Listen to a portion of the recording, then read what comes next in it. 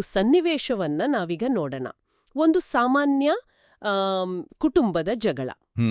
ಅದು ಕ್ರಿಮಿನಲ್ ದೂರಿನ ರೂಪ ಪಡೆದು ಪತಿ ಮಾತ್ರ ಅಲ್ಲ, ಇಡೀ ಕುಟುಂಬವನ್ನೇ ಅದರೊಳಗೆ ಹೇಳ್ತಿರುತ್ತಲ್ವಾ? ಹೌದು. ಎಲ್ಲೋ ಬೇರೆ ಶಹರ್ನಲ್ಲಿರೋ ವಯಸ್ಸಾದ ತಂದೆ ತಾಯಿ, ಮದುವೆಯಾಗಿ ಬೇರೆ ದೇಶದಲ್ಲಿರೋ ಸಹೋದರಿ, ಎಲ್ಲರೂ ಆರೋಪಿಗಳು. ಇದಕ್ಕೆ ನಾವು ಕಾನೂನಿನಲ್ಲಿ ಆಮ್ನಿಬಸ್ ಅಲಿಗೇಷನ್ಸ್ ಅಥವಾ ಸರ್ವಾಪೇಕ್ಷಿತ ಆರೋಪಗಳು ಅಂತ ಕರೆಯೋದು. ಅಂದ್ರೆ ಒಬ್ಬ ವ್ಯಕ್ತಿ ಮೇಲಿನ ಕೋಪಕ್ಕೆ ಇಡೀ ಕುಟುಂಬವನ್ನೇ ಸಿಲುಕಿಸುವ ಪ್ರಯತ್ನ.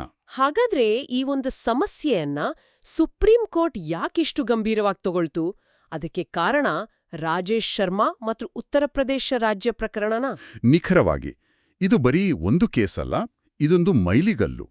ಯಾಕಂದ್ರೆ ನ್ಯಾಯಾಲಯವೇ ಸೆಕ್ಷನ್ 490A ದುರುಪಯೋಗ ಆಗ್ತಿದೆ ಅಂತ ಒಪ್ಕೊಂಡಿದ್ದು ಇಲ್ಲಿ. ಓ ಹಾಗಾ? ಅದೇ ಯಾವ ಆಧಾರದ ಮೇಲೆ? ಸುಮ್ನೆ ಊಹಾಪೋಹಗಳ ಮೇಲ? ಖಂಡಿತ ಇಲ್ಲ.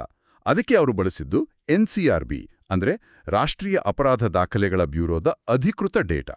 ಆ ಡೇಟಾದಲ್ಲಿ ಅಂಥದ್ದೇನಿತ್ತು? ಆಶ್ಚರ್ಯ ಆಗತ್ತೆ ಕೇಳಿದ್ರೆ. 2012ರಲ್ಲೇ ಸುಮಾರು 2 ಲಕ್ಷ ಜನನ 498A ಅಡಿಯಲ್ಲಿ ಬಂಧಿಸಲಾಗಿತ್ತು. 2 ಲಕ್ಷ? ಹೌದು. ಆದರೆ ಶಿಕ್ಷೆಯಾಗಿದ್ದು ಎಷ್ಟು ಜನಕ್ಕೆ ಗೊತ್ತಾ? ತುಂಬಾ ಕಡಿಮೆ ಇರಬೇಕು.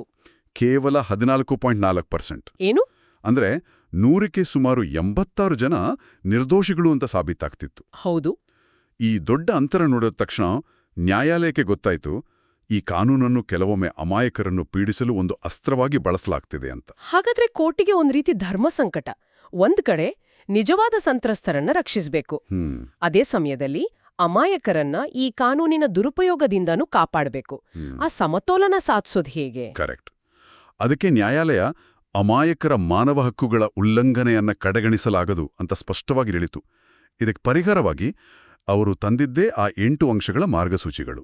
ಅದನ್ನ ನೀವು ನಾಗರಿಕ ಫಿಲ್ಟರ್ ಅಂತ ಹೇಳಿದ್ರಿ. ಅಂದ್ರೆ ಏನು? ಅಂದ್ರೆ ಕ್ರಿಮಿನಲ್ ಪ್ರೊಸೀಡಿಂಗ್ ಶುರು ಆಗೋಕ್ಕೂ ಮುಂಚೆ ಒಂದು ಫಿಲ್ಟರ್ ಹಾಕೋದು. ಇದರಲ್ಲಿ ಮುಖ್ಯವಾದದ್ದು ಪ್ರತಿ ಜಿಲ್ಲೆಯಲ್ಲೂ ಕುಟುಂಬ ಕಲ್ಯಾಣ ಸಮಿತಿಗಳನ್ನು ಸ್ಥಾಪಿಸಬೇಕು ಅಂತ. ಓಕೆ. ಈ ಸಮಿತಿ ಏನು ಮಾಡುತ್ತೆ?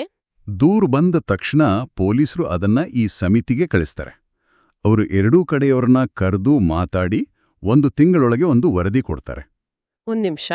ಅಂದ್ರೆ ಸಮಿತಿಯ ವರದಿ ಬರೋವರೆಗೂ ಬಂಧನ ಇರಲ್ವಾ? ಬಹುತೇಕ ಇಲ್ಲ. ಕೋರ್ಟಿನ ಡೈರೆಕ್ಷನ್ ತುಂಬಾ ಸ್ಪಷ್ಟವಾಗಿತ್ತು.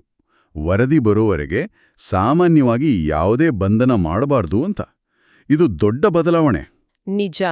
ಅಷ್ಟೇ ಅಲ್ಲ, ವಿದೇಶದಲ್ಲಿರೋ NRIಗಳು ಅಥವಾ ದೂರದ ಸಂಬಂಧಿಗಳನ್ನ ಅನಗತ್ಯವಾಗಿ ವಿಚಾರಣೆಗೆ ಕರೆಯೋದು, ಪಾಸ್ಪೋರ್ಟ್ ಸೀಸ್ ಮಾಡೋದು, ಇದಕ್ಕೂ ತಡೆ ನೀಡಲಾಯಿತು. ಇದು ನಿಜಕ್ಕೂ ದೊಡ್ಡ ನಿರಾಳತೆ. ಆದ್ರೆ ಇನ್ನೊಂದು ಪ್ರಶ್ನೆ. ಸಾಮಾನ್ಯವಾಗಿ ಇಂಥ ಕೇಸ್ಗಳಲ್ಲಿ ರಾಜಿ ಮಾಡ್ಕೋಬೇಕು ಅಂತ ಇಬ್ಬರಿಗೂ ಅನಿಸ್ಬಹುದು. ಆದ್ರೆ ಕಾನೂನಿನಲ್ಲಿ ಅದಕ್ಕೆ ಅವಕಾಶ ಇರ್ಲಿಲ್ವಾ? ಒಳ್ಳೆ ಪ್ರಶ್ನೆ. ತಾಂತ್ರಿಕವಾಗಿ 498A ಅನ್ನೋದು ನಾನ್ ಕಾಂಪೌಂಡಬಲ್, ಅಂದ್ರೆ ರಾಜಿ ಮಾಡಿಕೊಳ್ಳಲಾಗದ ಅಪರಾಧ. ಆದರೆ ಈ ತೀರ್ಪು ಒಂದು ಹೊಸ ದಾರಿ ತೋರಿಸಿತು. ಒಂದು ವೇಳೆ ದಂಪತಿ ರಾಜಿ ಮಾಡಿಕೊಂಡ್ರೆ ಪ್ರಕರಣವನ್ನ ಇತ್ಯರ್ಥಗೊಳಿಸುವ ಅಧಿಕಾರವನ್ನ ಜಿಲ್ಲಾ ನ್ಯಾಯಾಧೀಶರಿಗೆ ನೀಡಿತು. ಇದು ರಾಜಿ ಸಂಧಾನಕ್ಕೆ ದೊಡ್ಡ ಪ್ರೋತ್ಸಾಹ.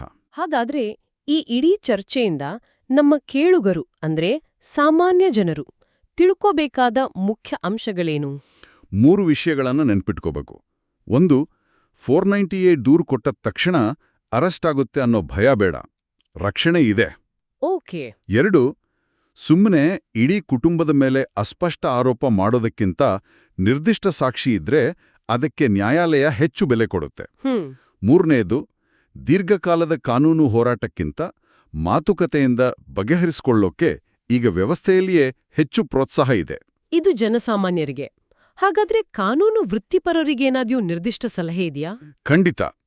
ನಿರೀಕ್ಷಣಾ ಜಾಮೀನು ಕೇಳುವಾಗ ಅಥವಾ ಕೇಸ್ ರದ್ದುಗೊಳಿಸಲು ವಾದಿಸುವಾಗ ಈ ತೀರ್ಪಿನ ಪ್ಯಾರಾಗ್ರಾಫ್ 19 ಮತ್ತೆ ಅರ್ನೆಸ್ಟ್ ಕುಮಾರ್ ಕೇಸ್ ಗೈಡ್ಲೈನ್ಸ್ ಬಳಸ್ಕೊಳ್ಳೋದು ತುಂಬಾನೇ ಸಹಕಾರಿ. ಸರಿ.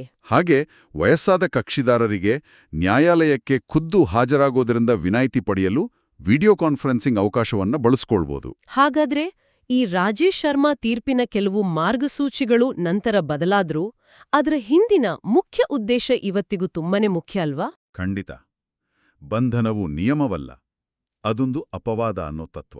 ಹೌದು. ಈಗ ನಮ್ಮ ಕೇಳುಗರಿಗೆ ಒಂದು ಆಲೋಚನೆ. ಈ ತೀರ್ಪಿನಲ್ಲಿ ನ್ಯಾಯಾಲಯ ಆರೋಪಿಗಳನ್ನ ರಕ್ಷಿಸೋಕೆ ಹೆಚ್ಚು ಒತ್ತು ಕೊಡ್ತಾ ಅಥವಾ ಅಮಾಯಕ ಕುಟುಂಬಗಳಿಗೆ ಇದು ನಿಜವಾಗ್ಲೂ ಬೇಕಾಗಿದ್ದ ಒಂದು ರಕ್ಷಾ ಕವಚನ? ಇದರ ಬಗ್ಗೆ ಯೋಚಿಸಿ.